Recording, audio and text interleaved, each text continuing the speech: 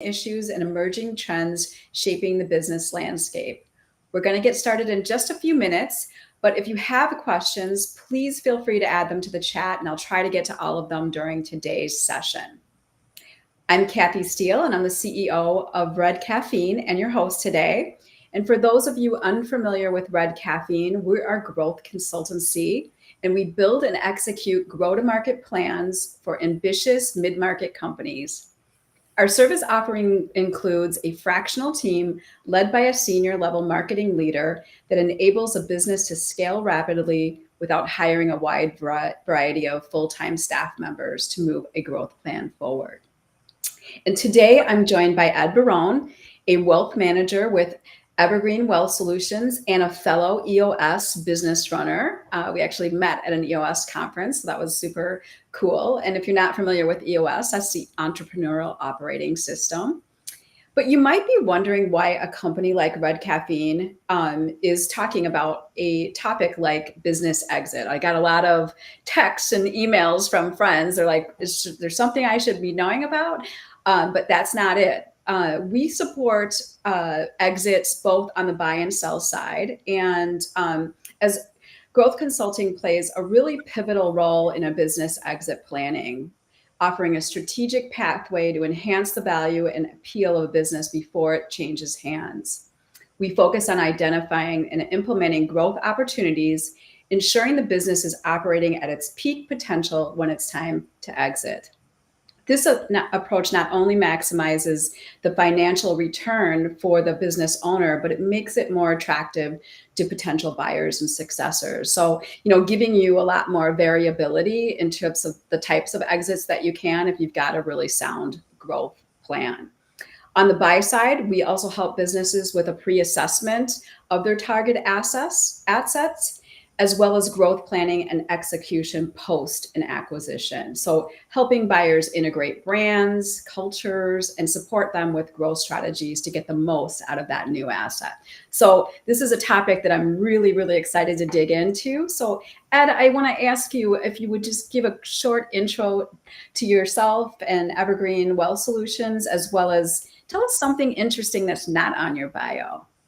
Well, something interesting that's not on my bio is early in my career, I was an executive chef, food and beverage director, managed some pretty large conference centers for Marriott and the Aramark corporations way back when. So still love that as a hobby, cooking.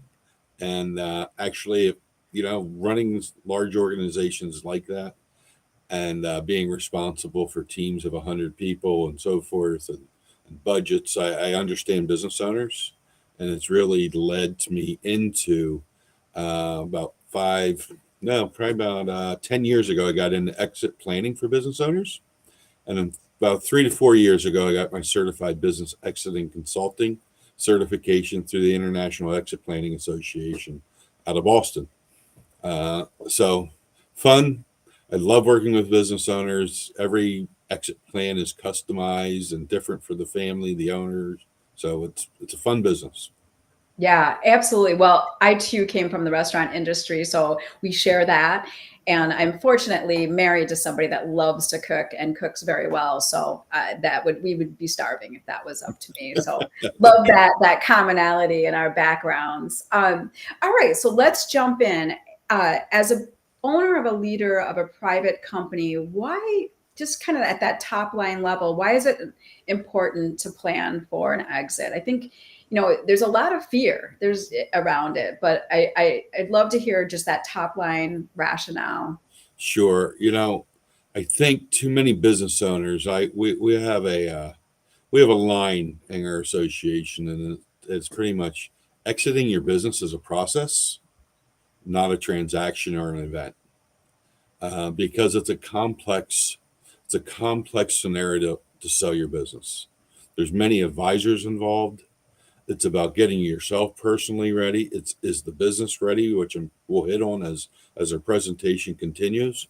But there's so many facets to getting yourself ready, financially, mentally, as well as your business ready to be sold and run by somebody else. Yeah. And the timing of when you want to exit and in what terms matter. I mean, so, we often sit down and just try to cipher what's important to the business owner. And it's usually three key areas. Of course, their family and their financial well-being, their employees, and the success and carry on of their business in the future. They tend to be, with every business owner, their primary priorities. So I think exit planning helps a business owner achieve those priorities and goals. Yeah, I mean, we always are advocating for building valuation in a business, because you just never know. The deal of a lifetime could come out of nowhere, and you want to be ready and prepared to be able to take advantage of something like that. Yeah. So take us through. I think as I've educated myself more over the last 10 to 15 years of running Red Caffeine, I've really gotten more invested in thinking about succession planning and exit. But I don't know that in my earlier, kind of research, I realized how many options are out there for exits. So can you take us through some of those selling options? Yeah, let's move to the next slide. So, when you look at it, and I don't think many business owners break it down this way, but this is where the complexity starts. And, our first conversation usually begins with what is motivating them to sell, and then what are the potential buyers that are out there, right? So when we look at it, there's 5 types of transfers that can occur. And that's an ESOP, which is basically a great option if you want to retain key employees, reward employees, as well as if you want a slow exit, right? So you can do an ESOP, you can do it in stages of 10%, 20%, eventually sell 50% to the ESOP, and then slowly transition out of the business over time, right? So it gives you a lot of flexibility. It allows you to diversify your wealth by taking money out of the business, putting it into your personal wallet, and still have a business that if you love running and you enjoy what you're doing, you just diversified your wealth. And it can be very tax advantageous for a business owner to consider an ESOP. The IRS has wrote favorable tax regulations around an ESOP because you're rewarding your employees, right, by doing one, in addition to a 401k. So the IRS has given you some very nice, effective tax regulations to make it very, very beneficial to the owner. The next one, and I'll kind of lump transfer to management and family together because there's a little bit of similarities there. But when you're transferring the management family, a couple of the things to think about: are they ready? Right. I always break it down when you're looking at it, your managers and your family. There's managers, good managers, there's good leaders, and there's good owners. And they're really 3 different skill sets, right? So understanding the people you want to transfer this to, the management team, let's talk about the management team. They may be great managers. Are they great leaders? Do they have what it takes to be an owner? And if you want to go down that road, there's coaching available, advisors out there who work with those individuals to get them to the next level. You also have to understand that there's inherent risk with all these transfers, but transferring to a management team means you're probably financing part of the sale, because many managers do not have the assets to buy the business, which means you're going to be in the business longer. And, you really want your management team capable, what I just touched on, of taking over the business, because you're basically, keeping 20, 30% at a minimum of equity in the new business that you want to get out of it eventually when they're ready to buy you out completely, right? The structure depends on the deal structure. Transferring the family, same thing. It's a gradual transfer. Is your family ready? Do they want it? Right. So the communication to the family, there's often times that I don't think it's effectively communicated. I think there's assumptions made by the parent or by the child of that the business is coming to me, or I'm transferring my business to you. Do they really want it? Have you had that conversation? Right. And those conversations are vital because there could be a lot of time wasted and not planning to sell to an outsider that could be occurring. because you assume your child wants it. The fourth option is a private equity group recapitalization. But basically, when you're selling to a private equity group, again, you're probably keeping 20% in the business. You're rolling over equity, understanding that you no longer, own the company, but you do own a small piece of it, but you own a small piece of a much larger company Right. because they rolled up several companies in your industry to create a much larger company to eventually sell. Understanding what role you're going to play in the new entity, if any role.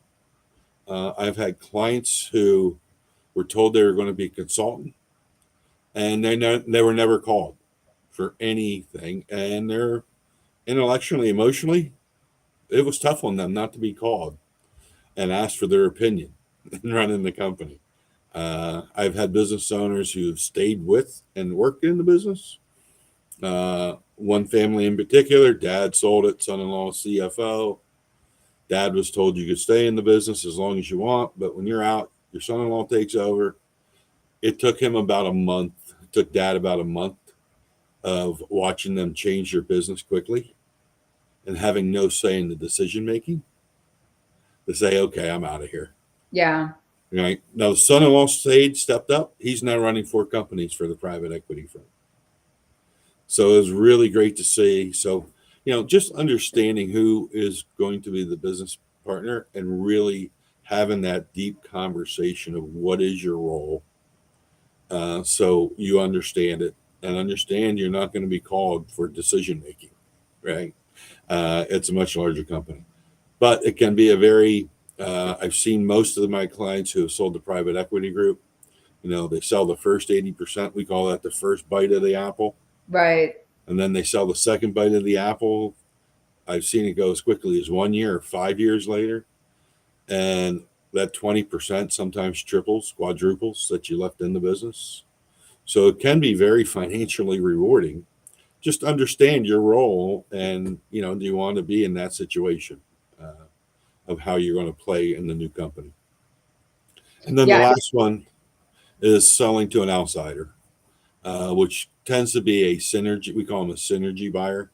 Tends to be Strategic. competition, can be probably a higher valuation, and that they're going to place on the business because of the synergies they're going to receive and be able to cut costs, or they're going to improve purchasing capacity, right, and get better breaks on purchasing depending on the industry you're in. So there's lots of benefits, and sometimes your best pricing may come from a competitor buying you because of the cost efficiencies after the acquisition.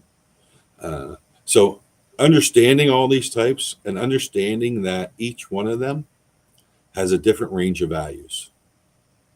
So Ed, I'm going to ask a quick question. So it sounds like PE and like strategic tend to have the most like cash out potential.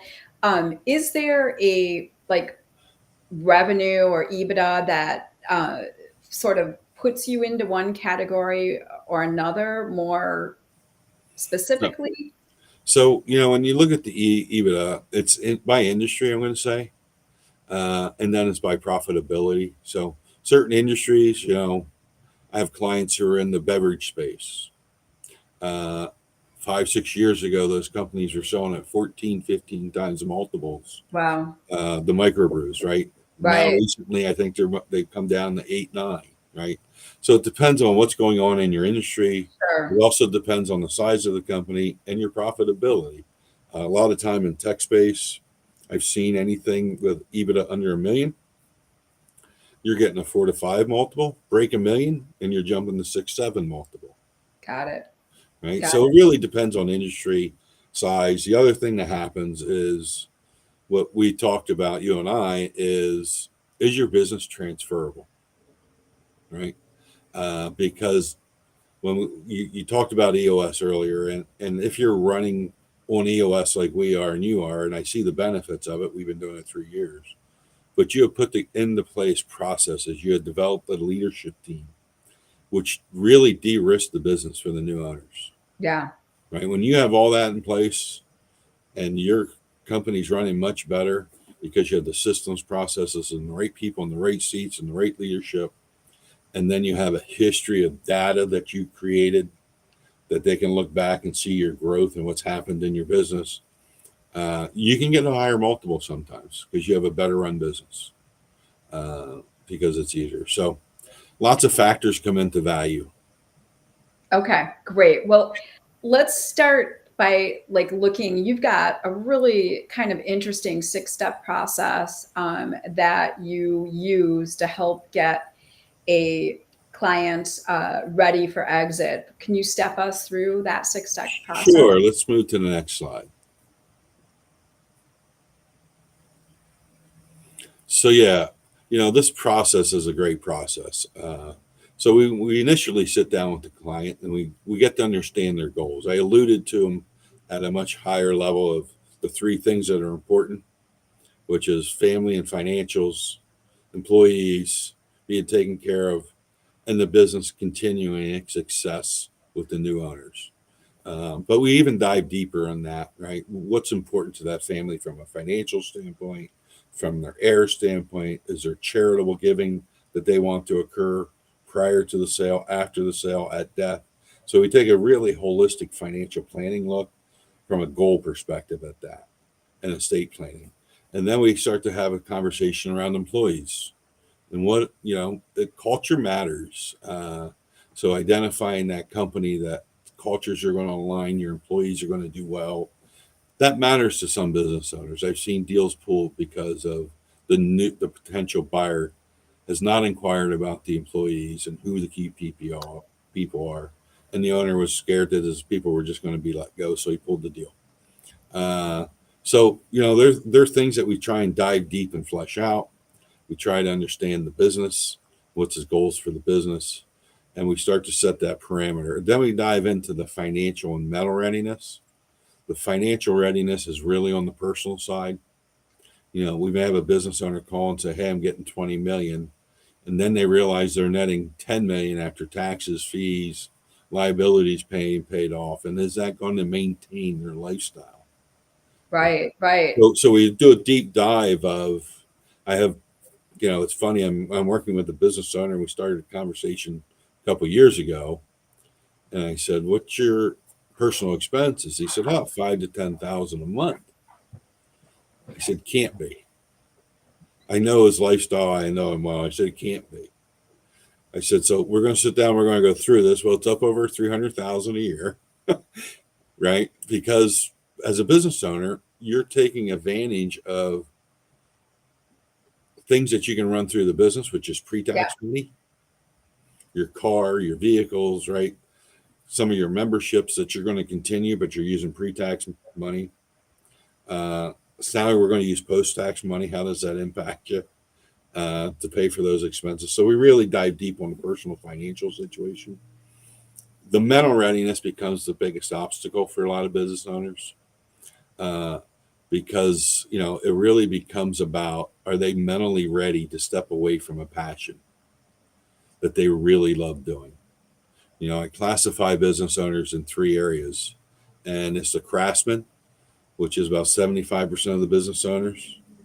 And a business evolved because they were really good about what they did and they loved what they did. And a business and a company grew.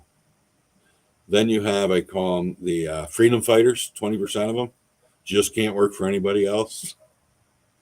And then you have 5%, which are serial entrepreneurs. And those guys are ready to sell a business because they just love building, growing, selling. They don't get attached to any particular business. But it's really the craftsman, I think, that has the hardest time selling because he loves what he does. And what are you going to replace that with? So I ask a business owner through this mental readiness is, what is their business card going to say the next day after they sell the business? I have business owners who have sold in their 50s, well off, they're bored. Right, They're right. not being mentally challenged, right? And, you try and prepare them for it. You're not going to golf 60 hours a week. Right. 80 hours a week. You're not going to fish that long. You're not going to play with your grandchildren that long.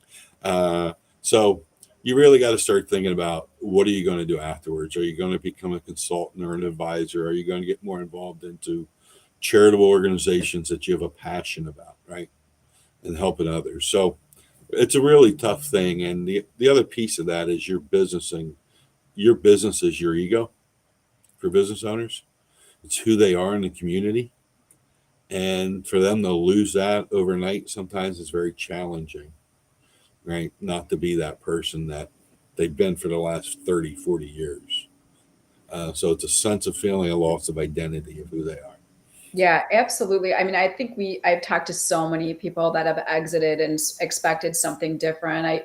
I really respect a close friend of mine just recently transitioned. They've got an ESOP, but he actually got a coach that had exited businesses multiple times just to be able to have somebody help him through that process. Because to your point, most of us start businesses because we love what we do. So imagining, that gap is pretty challenging for many business runners. Yeah, I recently met with a president from a university who was 27 years at that university in the last 10, 15 as president.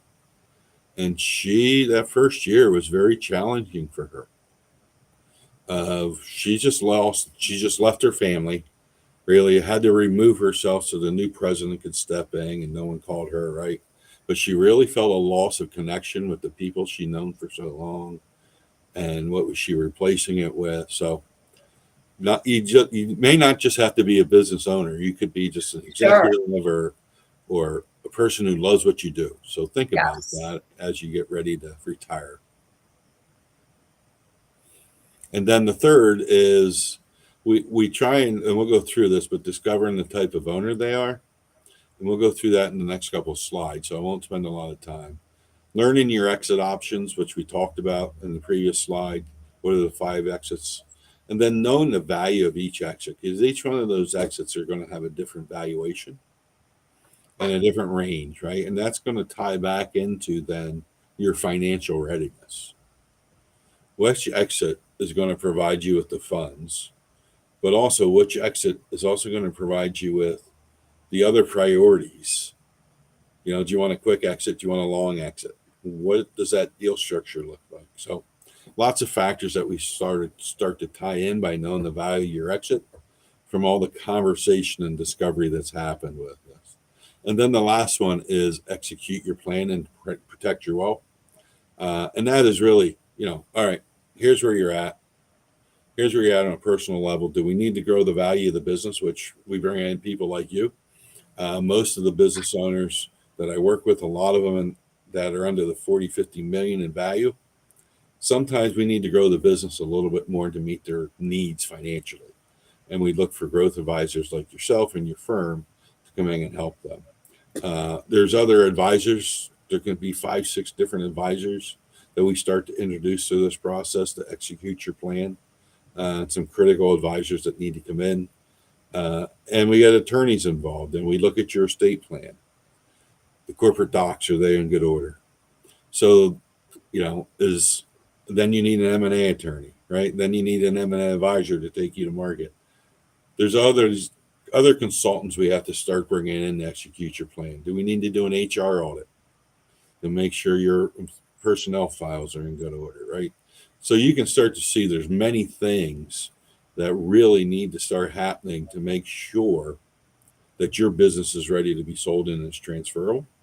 Because the cleaner you are going to market, the more success and the better price you're going to have, because you've reduced a lot of potential risk that will occur that people would discover through due diligence. Yeah, and I think it's interesting because a lot of times I see owners feeling less inclined to invest as Mm-hmm. they're starting to prep for exit, which I get to a point. I understand, that everything falls back and you're looking at creating a strong EBITDA. But if you are lacking and you don't have that transferable business, I mean, there's going to be things that you're not going to get in terms of valuation because you have underinvested in systemizing some things. So I think that's a really important note. Absolutely. We'll kind of talk about like timeline and those types of things in a bit, but Yeah, I, the more risks that are discovered through due diligence in the sale, tends to be your holdbacks are getting larger, or your Hmm. earnouts are going to get larger, and you're getting less at the closing, right? So to your point, having everything in place and having the right advisors at the table to explain the history of the company and all those things, and make sure we can explain any anomalies that occurred in your business and things that have occurred and have been cleaned up. So Yeah, I love it. All right. I know we're going to deep dive into a couple of these things. So I think we're going to the next slide. so yeah, so on our website, our websites, we also have a division called egexits.com, and this is where all our exit planning information for anybody who wants to go look. But this is a survey we have out there that people can go out and take, and it's the Business Readiness Index Survey. And clients take it. It takes about 5-10 minutes, and you go through it. And we want to understand where you are from a financial readiness and where you are from a mental readiness. And this is important for us to know because this is where we need to know where we start you in the process. Right. So if you're in the bottom left of low financial readiness, low mental readiness, means we need to stay, probably grow the business. There's potential extra strategies there that we'll get to. Or are you financially, you have high financial readiness, but you love what you do and you're not mentally ready to leave. The bottom right corner, get me out the highest price. You're mentally just done and the financials aren't as important, right? You're just Yeah. exhausted. The industry's changed, whatever's going on. Our goal through exit planning, The social unrest. I mean, all the things we've gone through in the last few years. absolutely. I have two business owners who we've engaged in the last 6 months who walked in and we had a 2-hour conversation at the end and said, I'm tapping out. I'm done. Right. They've been through a lot over the last 10, 15 years running the business. Uh, but the goal is really through our exit planning is to get you to the top right corner where you have high financial readiness, high mental readiness. Because once we get there, you have all the options. And when that first slide, and on what terms, you get to dictate the terms if we can get you there.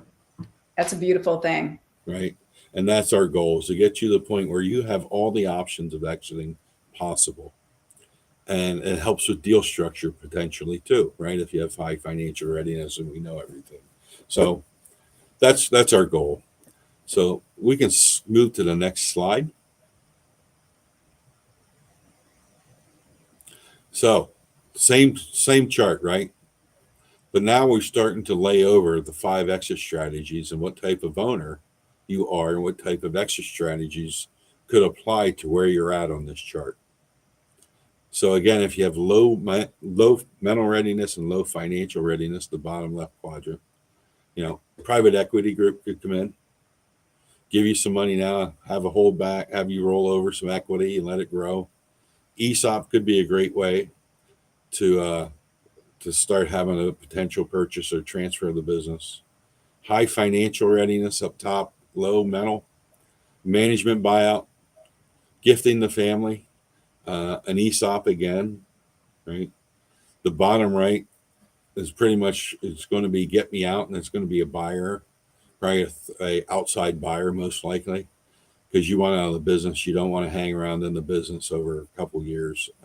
So we typically see an outside buyer coming in for that. And then the top right corner, as you can see, all the options are available. That's where we want to get you, right? Whether you want to give some shares to charity, sell it outright to a private equity group or an investor or synergy buyer, ESOP. You don't see management buyout there because sometimes you're rolling over equity for a while. Doesn't mean you can't do it because you have the flexibility, and we got you rich and ready to go to get you transferring the business. So let's move to the next slide.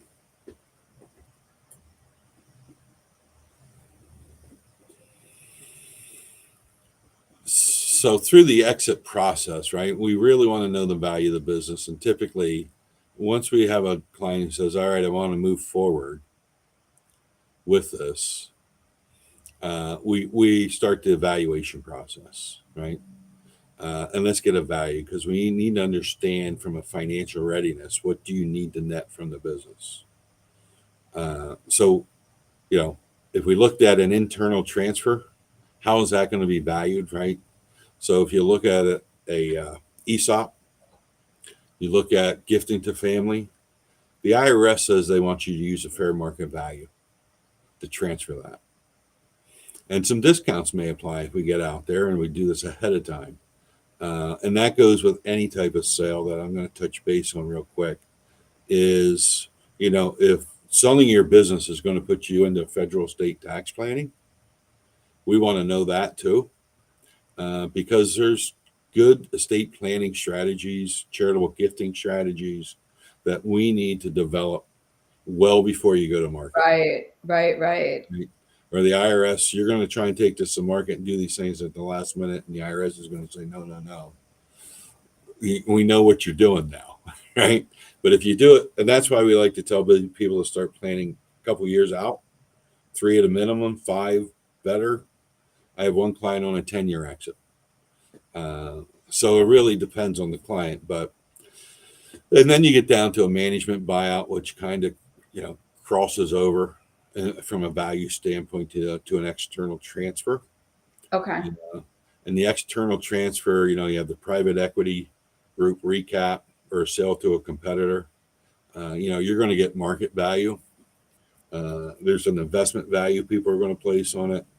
I talked a little bit about synergy value. If it's a competitor, if it's a private equity group, they're rolling you up into a industry company that's in your industry that's just much bigger. So there's opportunities there to get a better valuation and better cash on the deal. And deal structure matters. So, and that's where a management buyout, you're probably going to look at it from an investment value standpoint. But that deal structure is going to be a little bit different because of the scenarios of probably having to self-finance some of it for the buyers. Yeah. So I think the next slide, you do a lot of surveying with your customer base. And so this, gives sort of the landscape of where typical business owners kind of fall in. So talk about some of this analysis that you do with all Sure. of that. Sure. This is the same slide again, financial readiness, mental readiness, right? And we have a client take the survey early on in the conversation to see where they're falling. What we've seen over the last 15 years is anywhere between 82 to 85% fall in the low mental and low financial readiness categories. And we really need to get you over to that top right quadrant. Of the total surveys that we typically see, about 66% end up in the bottom left quadrant. So that's of the 82, of the 100%, 66% are down in that bottom left quadrant. So exit planning is very useful for getting a person to where they need to be on the exit, and know what they need to extract, and the mental readiness and all those conversations that got to occur. Yeah, I wasn't incredibly shocked by this data, but I think it really is a wake-up call to being prepared and doing that investment in both diligence on your, in building up your business and making sure really looked at your personal finance and have those two plans sort of working in the same, on the same track. All right, so let's kind of switch gears because I think this is really important to talk about business readiness. And we talked a little bit about it in the start of the conversation.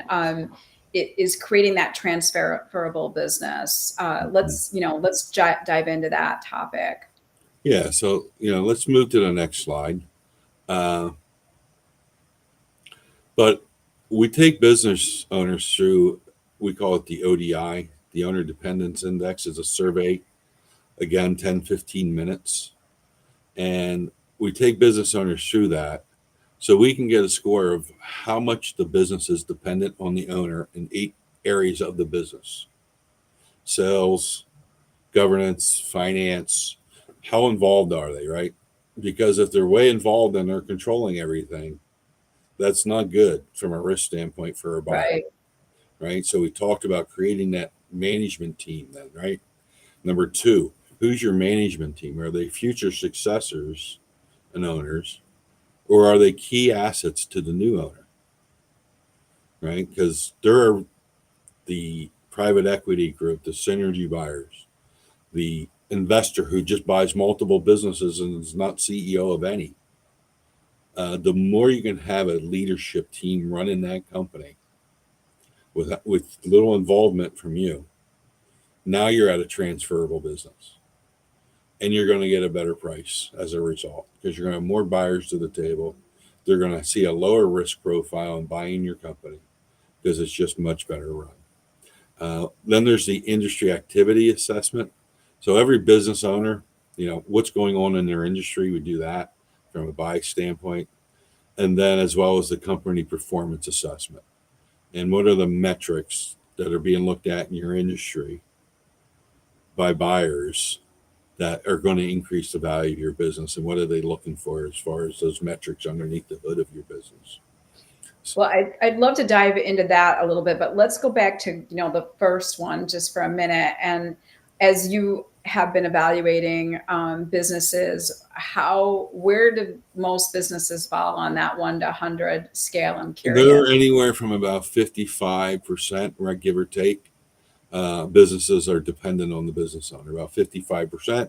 Depending on the area, they could be 80% in one of those categories, 90% in one category. And we start to see those numbers. We're like, okay, you're too involved in this area, too involved in this area. Who's your leadership team? Who should we be developing, or is he on board and you're just not willing to give up control? Yeah. I find a lot of business owners are very control oriented too. It's Yes. just innate. It's who they are. It's their baby. They build it ground up, and they don't think anybody can do what they do. And that's hard for them to let go. So, we start to identify where are they at in each of those categories, those 8 categories, and how do we reduce the dependency in those categories. Yeah. And I think, being both, as we talked about earlier in the discussion, is being both EOS companies. We're huge fans of process. And like, we really advocate for revenue generation systems, building that repeatable, scalable sales Mm-hmm. process. What are some of the other performance areas that help improve company valuation? You know, at that point, we start to look at and understand where their issues are from a standpoint of sales and marketing. Is there sales and marketing issues that a firm like yours can come in and help? How involved are they on the finance side of things? Do they need a CFO? Oftentimes, I find that a business owner does not want to pay for a CFO, and they don't realize the value of having a good CFO and how they can improve the performance and the numbers of a company. Ones that eventually hire one, all of a sudden the light bulb goes off, Right. right? When they get to that level and comfort level. So there's lots of areas to really dig under the hood. We also look at and we do a profitability analysis. The last one we did for a client was a tech industry. Uh, good, well-run company. But there was an area where they were losing on their product sales of hardware, which wasn't a big part of the revenue, but they were losing 182,000 on their hardware that they didn't Ooh, know about. So when you look at that and you're at a 5 multiple, if you can just get that to break even, you just improve the value of your business by $1 million. yeah, that's incredible. Right. So we really try to help them run more effectively. We look at profitability as well and trying to improve that from a valuation standpoint. Yeah, I've seen a lot of companies in the space looking at their tech infrastructure, cybersecurity. Is there, an appetite for de-risking those particular parts of a business?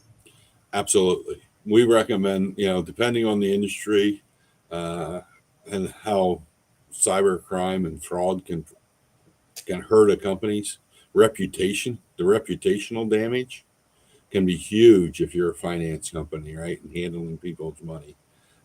So we really dive deep into that. Other areas, bringing an HR person. We recommend doing an HR audit. I was just did a podcast with an M&A attorney, and she said, "Don't try and hide a personnel issue because a private equity group will find it in the files." Mm, Right? okay. So they can clean up those issues, settle disputes, get them signed off and done. Right? Clean up those problems because they again a buyer sees risk when they go into due diligence. Uh, so there's lots of areas. There's property and casualty audits that should probably occur. Did you have the right liability coverage over the last 5 years? If you're selling products that could break, hurt people, right? Anything that could cause harm and create lawsuits, did you have the right liability coverage for the last 5 years or 10 years on the products or services you were selling? So there's, as you can see, as we talk about how complex this can be, uh, in selling your business and getting prepared through the exit plan, but you can really drive value. Yeah, You're running it. absolutely. If you're looking at this and you're looking at everything, you can really drive value in this and so forth. So there's many other advisors you could bring to the table. We don't do all these things. Sure. We can't wear all those hats, right? We Yeah. run the exit plan and then we reach out to certain advisors as we identify opportunities to be improved. Ed, I did get a couple questions from our audience. So you talked about owner involvement being a risk. How do you work with owners to de-risk during that transition plan? Just what does that playbook look like? Is that something that you offer? So I have a group of CEOs that I'm involved with, who they all wear different hats and different consulting.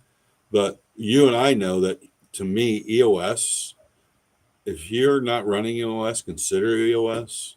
I think EOS is part of the exit planning process to create a transferable business, Yeah. right? It makes you develop that leadership team. It makes you look at what are just the key processes you need to have in place that drive your business. Don't over process everything, but what are the key processes that improve client satisfaction and profitability that you should be running, right? What's your vision for the company? All these things come into play as far as de-risking the business. And I think, the one book that I read before we adopted EOS was Traction, and that's what it's based Sure. on, by Gino Wickman. And it's interesting that there are private equity companies now Exactly, right? who look for EOS run companies Yeah. Yeah. because there was a data scorecard to keep data that you track weekly, important numbers. And it just, it makes all this, when you think about that, and when you hire the investment banker to come in and sell your business and you can hand him 5 years of the scorecards you created, the measurables, and how you looked at your numbers and managed, and you could show the growth based on what you're measuring and so forth over 5 years. It just helps the story, right? And it shows you're a good run company. You have documented processes in place. It just it makes the new owner feel much better about buying your company. Yeah, and I mean, frankly, just having, we're working right now on some acquisition integrations, and when there is, where they're void of data, Mhm. it's really challenging. So it takes a lot to, kind of bring them up to, to the right level to be able to integrate them into the other organizations. So very important. There was another question.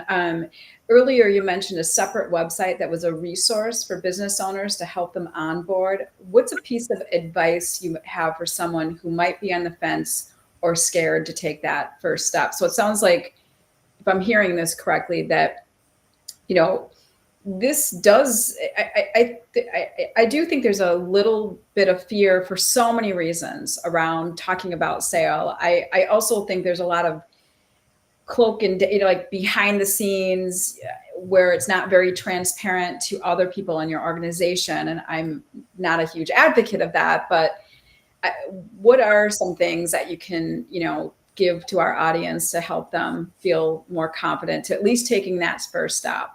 So one thing I'll say is I just presented at a conference down in Nashville about 2 months ago. A client of mine in the tech space has a study group of several tech entrepreneurs, and they share and they keep each other accountable. And they asked me to present on exit planning. And of the ones in the room, there was only one person who had a business succession plan in place. And it seems, where am I going with this, right? But I always tell you that when a business owner starts an exit plan, does not mean you have to sell, right? Exactly. Yeah. If I think you I are preparing started, the company in the event of death, disability, something drastic happens where you can't run the company no more, you have started to map out and create a transferable company, right. right? And your company's probably going to improve when you're running on all cylinders of covering all the things that we just discussed that EOS can bring to the table. You tend to see improvements along the line. So I've got I really agree with you so much on the whole, creating systems and processes and the EOS structure. I mean, I just think it's been a tremendous asset to running my business. But what about things like brand when we're talking about the intangibles that factor into valuation? Can you speak to some of the other types of intangibles like brand in getting a good? Listen, at the end of the day, that's what we're selling, right? We're Yeah, selling the brand. We can all produce a product, but we talk about goodwill, but brand is what you're selling. Uh, what's your reputation in the market? Because if you have a good reputation, your business is growing, you have a reliable product or service, that's all correlates to your brand and value of your company, right? I look at some of my clients, I'll go back to the beverage industry, but creating a brand in that industry that eventually starts taking over shelf space. The big boys know this, and once you take over so much shelf space from them, they're coming back to buy you, right? So brand is really important, and I think what you do for clients at Red Caffeine and helping them develop that brand also gets their name out there to potential buyers. Bringing that brand awareness to market and creating that brand and that identity that you're really good in this space and what you do in these spaces is critical to a successful and maximizing the value of your business. yeah. I couldn't agree more, and I really appreciate that little shameless plug you did for me. No, But no, it's what we're selling is our brand. so, Ed, my friend Bo Burlingham wrote a book called Finish Big. I think it's an exceptional exit planning book that tells some real stories around, exiting your business. Is there any other resources that suggest to potential Yeah. clients? So the founder of the association that I got my certification for business exit consulting through, the International Exit Planning Association, John Leonetti was the founder. I think it's 12, 14 years ago now. But he wrote a great book called Exiting Your Business and Protecting Your Wealth. I think is a great book for business owners to read. The other book for the family businesses I like is Family Business Mistakes by Roger Warren. So there are two books off the top of my head I'd recommend to business owners, as well as Traction. Yeah, Traction to me is a part of exit planning.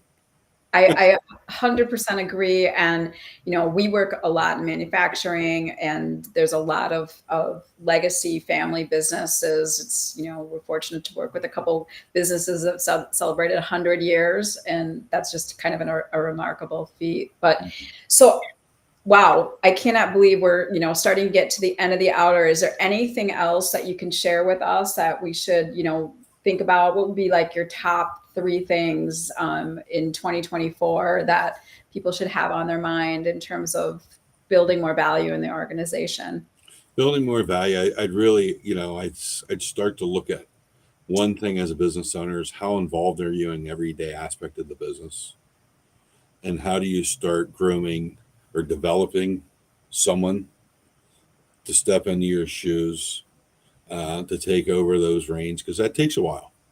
That's not an overnight thing to Yeah, accomplish, right? I Uh, agree.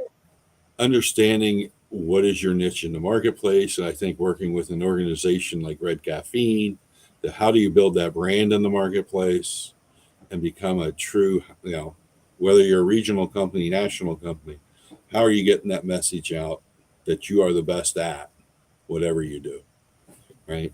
I think that's important. And then I think the other thing is, as far as, I look at it, it's never too early to begin exit planning,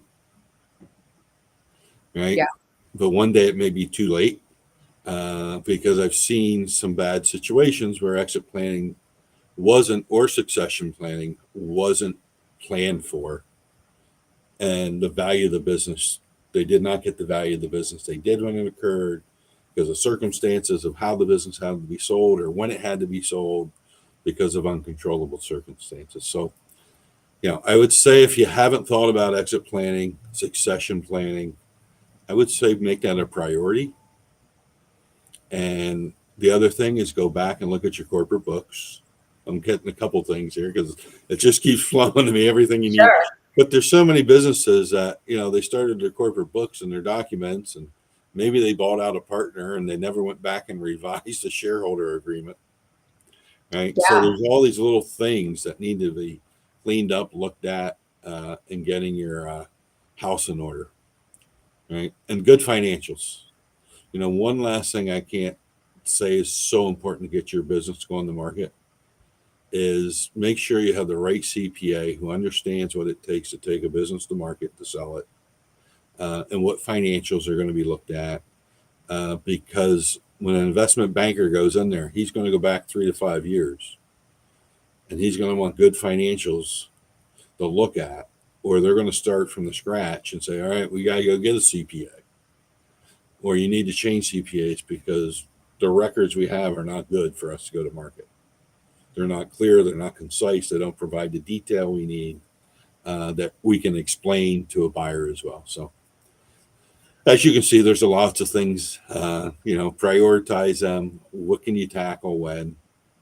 Uh, but that's a few things. I can think of another dozen, but that's a few.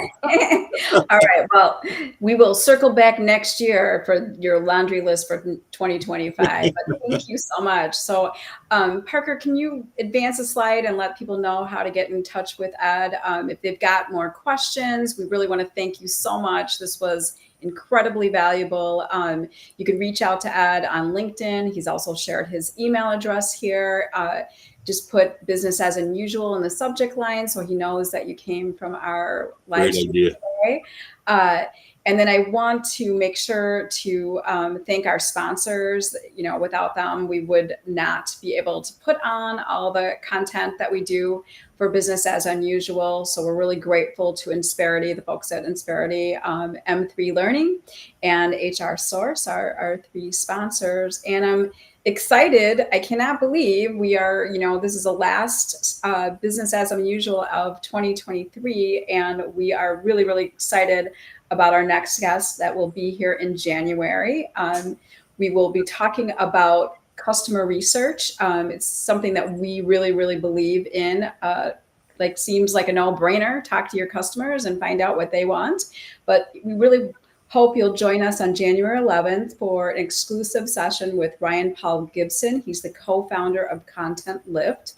And we're going to dive into the art of understanding your customers' needs, behaviors, and preferences. And Ryan and I are going to talk through the techniques we both use in our organizations to conduct effective customer research and how we're helping our clients build strong customer relationships through that information.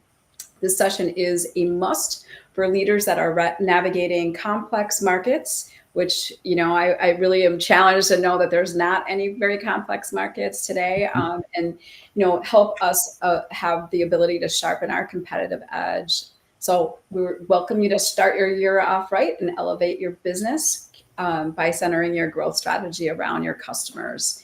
That seems like really sage advice. And so don't miss this opportunity to join us in January. The registration will be open by tomorrow. So again, thanks, Ed. I am really thrilled to have had you on our show today. And thank you. Thank you. It was enjoyable. Everyone have a great holiday and a great new year. Yeah, let's go kick some butt in 2024. Absolutely.